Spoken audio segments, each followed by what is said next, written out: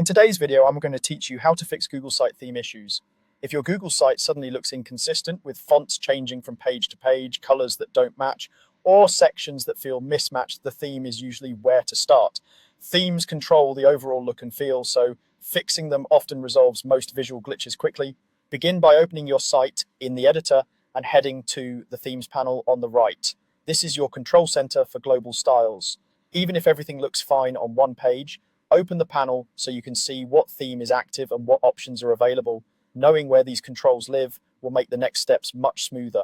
Next, try switching to a different theme to see if the issue persists. This isn't a permanent change and you can always switch back, so think of it as a safe test. Choose an alternative theme and watch what happens to your fonts, colors, and section spacing. If the problem disappears, that's a sign the original theme settings or customizations are causing the issue.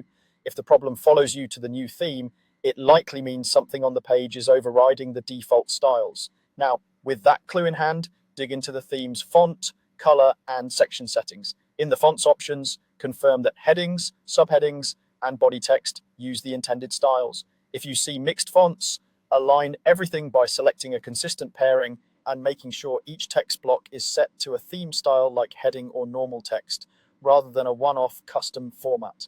Move to colors and check your palette, paying attention to contrast. If text is hard to read over a background, select a lighter background or darker text color from the theme's preset choices.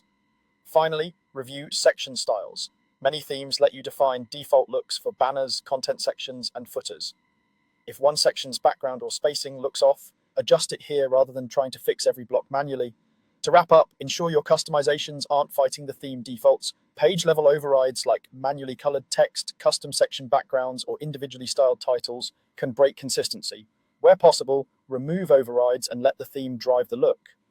Revert elements to theme styles, align headings to built-in levels, and avoid mixing manual colors with theme palettes.